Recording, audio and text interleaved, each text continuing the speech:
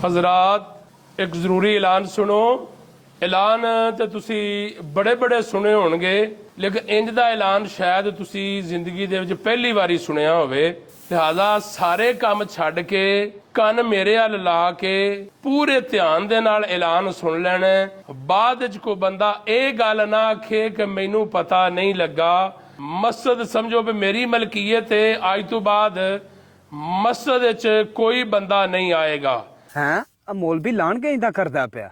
ਜਿਹੜਾ ਵੀ ਬੰਦਾ ਮਸਜਿਦ ਵੱਲ ਆਏਗਾ ਉਹਨੂੰ ਮੈਂ ਮਸਜਿਦ ਦੇ ਅੰਦਰ ਦਾਖਲ ਨਹੀਂ ਹੋਣ ਦੇਣਾ, ਬਲਕਿ ਅਕਸਰ ਮਸਜਿਦ ਨੂੰ ਤਾਲਾ ਹੀ ਲੱਗਾ ਹੋਇਆ ਹੋਏਗਾ। ਜਦੋਂ ਮੇਰਾ ਦਿਲ ਕਰੇਗਾ ਮੈਂ ਮਸਜਿਦ ਦੇ ਅੰਦਰ ਆ ਜਾਇਆ ਕਰਾਂਗਾ।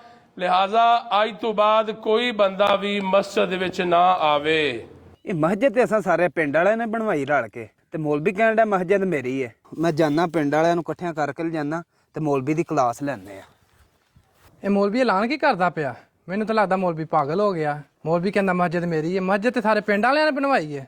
ਮੌਲਵੀ ਦਾ ਬੰਦੋਬਸਤ ਕਰਨਾ ਵਾ। ਹੈ ਮਸਜਿਦ ਤੇ ਅਸੀਂ ਬਣਵਾਈ ਹੈ, ਮੌਲਵੀਆਂ ਦਾ ਮਸਜਿਦ ਮੇਰੀ ਹੈ। ਮੈਂ ਜਾਣਾ ਜਾ ਕੇ ਪਤਾ ਕਰਨਾ। ਮੌਲਵੀ ਨੂੰ ਕੀ ਹੋ ਗਿਆ? ਕਹਿਣ ਡਿਆ ਮਸਜਿਦ ਮੇਰੀ ਹੈ, ਤੇ ਮੈਂ ਪਤਾ ਤਾਂ ਕਰਾਂ ਜਾ ਕੇ ਇਹਨੂੰ। ਅਜੇ ਹੋ ਕੀ ਗਿਆ?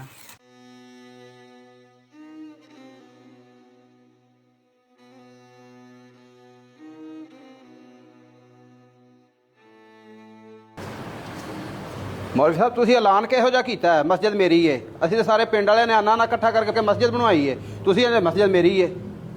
ਤੇਰੀ ਗੱਲ ਬੇਟਾ ਠੀਕ ਹੈ, ਬਹਿ ਜਾ, ਕਿਉਂਕਿ ਐਲਾਨ ਹੀ ਐਡਾ ਸੋਹਣਾ ਹੋਇਆ ਹੈ। ਆ ਤੂੰ ਵੇਖੀ ਥੋੜੀ ਦੇਰੇ ਸਾਰਾ ਪਿੰਡ ਇਕੱਠਾ ਹੋ ਜਾਣਾ ਤੇ ਫਿਰ ਇਕੱਠੇ ਬਹਿ ਕੇ ਗੱਲ ਕਰਨੇ ਆ। ਬਹਿ ਜਾ ਇੱਥੇ, ਬਹਿ ਜਾ, ਸ਼ਾਬਾਸ਼। ਮੌਲਵੀ ਸਾਹਿਬ ਤੁਸੀਂ ਲਾਣ ਕੇ ਇੰਦਾ ਕੀਤਾ। ਅਸਾਂ ਤੇ ਬੜੇ ਔਖੇ ਹੋ ਕੇ ਮਸਜਿਦ ਬਣਵਾਈ ਹੈ ਤੇ ਤੁਸੀਂ ਉੱਤੇ ਕਬਜ਼ਾ ਕਰਕੇ ਬਹਿ ਗਏ ਜੇ ਮਸਜਿਦ ਮੇਰੀ ਹੈ। ਜੋ ਤੁਸੀਂ ਸੁਣਿਆ ਉਹ ਸਹੀ ਸੁਣਿਆ।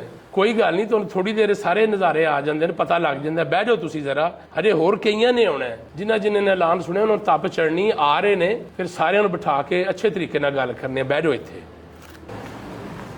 ਮੌਲਵੀ ਸਾਹਿਬ ਐਲਾਨ ਤੁਸੀਂ ਕੀ ਕੀਤਾ? ਤੁਹਾਡਾ ਦਿਮਾਗ ਤੇ ਨਹੀਂ ਖਰਾਬ? ਤੁਸੀਂ ਕਿਹਾ ਮਸਜਿਦ ਮੇਰੀ ਹੈ। ਜੇ ਤੁਹਾਡੀ ਮਸਜਿਦ ਹੈ ਤਾਂ ਮੈਨੂੰ ਰਜਿਸਟਰੀ ਵਿਖਾਓ। ਹਾਂ ਕਿੱਥੇ ਆ ਰਜਿਸਟਰੀ ਮਸਜਿਦ ਦੀ? ਹਾਂ ਬਹਿ ਜਾ ਬਿਲਾਲ, ਤੂੰ ਵੀ ਬੇਟਾ ਬਹਿ ਜਾ। ਆ ਸਾਰੇ ਆ ਗਏ ਹੁਣ ਮੈਂ ਤੁਹਾਨੂੰ ਦੱਸਣਾ ਵਾ ਵੀ ਅਸਲ ਮਸਲਾ ਕੀ ਹੈ। ਮੌਲਵੀ ਸਾਹਿਬ ਮੇਰੇ ਕੋਲ ਬਹਿਣ ਦਾ ਟਾਈਮ ਨਹੀਂ ਹੈ। ਮੈਂ ਤਾਂ ਕੰਮ ਛੱਡ ਕੇ ਮੈਂ ਜਾ ਕੇ ਧਾਰਾਂ ਕੱਢਣੀਆਂ ਨੇ। ਤੂੰ ਬਵੇਂਗਾ ਤੇ ਮੈਂ ਗੱਲ ਦੱਸਾਂਗਾ ਵੀ ਅਸਲ ਗੱਲ ਕੀ ਹੈ। ਬਹਿ ਜਾ ਤੂੰ। ਬੜੀ ਖੁਸ਼ੀ ਹੋਈ ਹੈ ਕਿਉਂਕਿ ਮੈਨੂੰ ਇਹ ਹੀ ਅੰਦਾਜ਼ਾ ਸੀ, ਇਹ ਉਮੀਦ ਸੀ ਕਿ ਜਦੋਂ ਮੈਂ ਐਲਾਨ ਕਰਾਂਗਾ ਤੇ ਸਾਰੇ ਦੋਸਤ ਆਉਣਗੇ। ਕਿਆ ਤੁਹਾਨੂੰ ਪਤਾ ਹੈ ਕਿ ਰਮਜ਼ਾਨ ਸ਼ਰੀਫ ਟੁਰ ਗਿਆ ਔਰ ਤੁਸੀਂ ਰਮਜ਼ਾਨ ਦੇ ਵਿੱਚ ਪਹਿਲੀਆਂ ਸਫਾਂ ਸਾਰੇ ਹੁੰਦੇ ਸੀ। ਜਦੋਂ ਦਾ ਰਮਜ਼ਾਨ ਗਿਆ ਤੁਸੀਂ ਕਿੰਨੀ ਵਾਰੀ ਮਸਜਿਦ ਦੇ ਅੰਦਰ ਆਏ ਹੋ ਔਰ ਤੁਹਾਨੂੰ ਪਤਾ ਹੈ ਕਿ ਨਮਾਜ਼ ਦੀ ਕਿਤਨੀ ਫਜ਼ੀਲਤ ਹੈ, ਅੱਲਾਹ ਦੇ ਘਰ ਦੀ ਕਿਤਨੀ ਫਜ਼ੀਲਤ ਹੈ। ਕਿਆ ਇਹ ਫਜ਼ੀਲਤ ਸਿਰਫ ਰਮਜ਼ਾਨ ਦੇ ਵਾਸਤੇ ਆ? ਕਿਆ ਇਹ ਨਮਾਜ਼ ਦੀ ਫਜ਼ੀਲਤ ਸਿਰਫ ਰਮਜ਼ਾਨ ਤੱਕ ਮਹਦੂਦ ਹੈ? ਨਬੀ ਪਾਕ ਸੱਲੱਲਾਹੁ ਅਲੈहि ਵਸੱਲਮ ਦੀ ਹਦੀਸ ਪਾਕ ਦਾ ਮਫਹੂਮ ਪਤਾ ਹੈ ਤੁਹਾਨੂੰ? ਫਰਮਾਇਆ ਕਿ ਜਿਹਨੇ ਜਾਣ ਬੁੱਝ ਕੇ ਇੱਕ ਨਮਾਜ਼ ਛੱਡ ਦਿੱਤੀ ਉਹਦਾ ਨਾਮ ਜਹੰਨਮ ਦੇ ਉਸ ਦਰਵਾਜ਼ੇ ਉੱਤੇ ਲਿਖ ਦਿੱਤਾ ਜਾਏਗਾ ਜਿਹਦੇ ਵਿੱਚੋਂ ਕੱਲ ਬਰੋਜ਼ੇ ਕਿਆਮਤ ਉਸ ਨੂੰ ਗੁਜ਼ਰਨਾ ਪਏਗਾ। ਨਮਾਜ਼ ਤੋਂ ਬਗੈਰ ਬੰਦਾ ਕਿਸੇ ਕੰਮ ਦਾ ਨਹੀਂ। ਤੁਹਾਨੂੰ ਇਸ ਗੱਲ ਦੀ ਤੇ ਫਿਕਰ ਹੋ ਗਈ ਹੈ ਤਾਂ ਮੌਲਵੀ ਸਾਹਿਬ ਨੇ ਐਲਾਨ ਕਰ ਦਿੱਤਾ ਹੈ ਕਿ ਮਸਜਿਦ ਮੇਰੇ ਨਾਂ ਹੋ ਗਈ ਹੈ, ਮਸਜਿਦ ਮੇਰੀ ਮਲਕੀਅਤ ਹੋ ਗਈ ਹੈ। ਤੁਹਾਨੂੰ ਪਤਾ ਇਸ ਗੱਲ ਦਾ ਕਿ ਜਦੋਂ ਦਾ ਰਮਜ਼ਾਨ ਗਿਆ ਤੁਸੀਂ ਵੀ ਨਾਲ ਹੀ ਟੁਰ ਗਏ ਹੋ। ਤੁਹਾਨੂੰ ਅੰਦਾਜ਼ਾ ਇਸ ਬਾਤ ਦਾ ਕਿ ਤੁਸੀਂ ਕੀ ਗਏ ਰਮਜ਼ਾਨ ਤੇ ਰਮਜ਼ਾਨ ਗਿਆ ਤੁਸੀਂ ਵੀ ਨਾਲ ਹੀ ਰਮਜ਼ਾਨ ਦੇ ਚਲੇ ਗਏ। ਤੁਹਾਡੀ ਹਯਾ ਵੀ ਚਲੀ ਗਈ, ਤੁਹਾਡੀ ਗੈਰਤ ਵੀ ਚਲੀ ਗਈ। ਨਮਾਜ਼ ਤੋਂ ਬਗੈਰ ਬੰਦਾ ਕਿਸੇ ਕੰਮ ਦਾ ਨਹੀਂ ਹੈ। ਜ਼ੋਹਰ ਟਾਈਮ ਇਮਾਮ ਸਾਹਿਬ ਨੇ ਅਜ਼ਾਨ ਪੜ੍ਹੀ ਹੈ, ਵੇਖ ਰਹੇ ਨੇ ਪਿੱਛੇ ਵੀ ਕੋਈ ਆ ਰਿਹਾ, ਕੋਈ ਵੀ ਨਹੀਂ ਆਇਆ।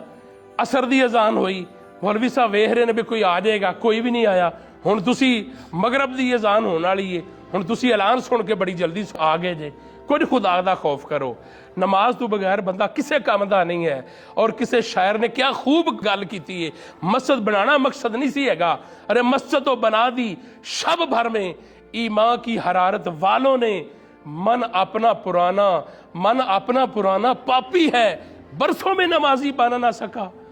लिहाजा नीयत कर लो, बल्कि पूरे 12 महीने अल्लाह दे घर दे नाल भी प्यार करांगे ते मस्जिद दे नाल भी प्यार करांगे, नमाज़ां नाल भी प्यार करांगे। मस्जिद दा मकसद की है बनाने दा कि मैनू आबाद किया जाए।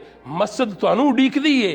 नीयत कर लो, इरादा कर लो कि आज तो बाद असीं रमज़ान वाले नमाजी नहीं बल्कि हकीकी 5 वक्ता नमाजी सारी जिंदगी नमाज़ां पढ़न वाले बनांगे और अल्लाह दे घर नाल प्यार करन वाले नू आबाद करन वाले बनांगे। ਅਸੀਂ ਅੱਜ ਇਸ ਵੀਡੀਓ ਨੂੰ ਵੇਖਣ ਤੋਂ ਬਾਅਦ ਇਹ ਵਾਅਦਾ ਕਰਨਾ ਹੈ ਕਿ ਅਸੀਂ ਹਰ ਹਾਲ ਦੇ ਵਿੱਚ 5 ਵਕਤ ਦਾ ਨਮਾਜ਼ੀ ਬਣਨਾ ਹੈ। ਅਗਰ ਤੁਹਾਨੂੰ ਲੋਕਾਂ ਨੂੰ ਸਾਡਾ ਇਹ ਪੈਗਾਮ ਪਸੰਦ ਆਇਆ ਹੈ ਤੇ ਫਿਰ ਤੁਸੀਂ ਲਾਜ਼ਮੀ ਸਾਡੀ ਇਸ ਵੀਡੀਓ ਨੂੰ ਜ਼ਿਆਦਾ ਤੋਂ ਜ਼ਿਆਦਾ ਸ਼ੇਅਰ ਵੀ ਕਰਨਾ ਹੈ, ਲਾਈਕ ਵੀ ਕਰਨਾ ਹੈ। ਅਸਲਾਮੁਅਲੈਕਮ।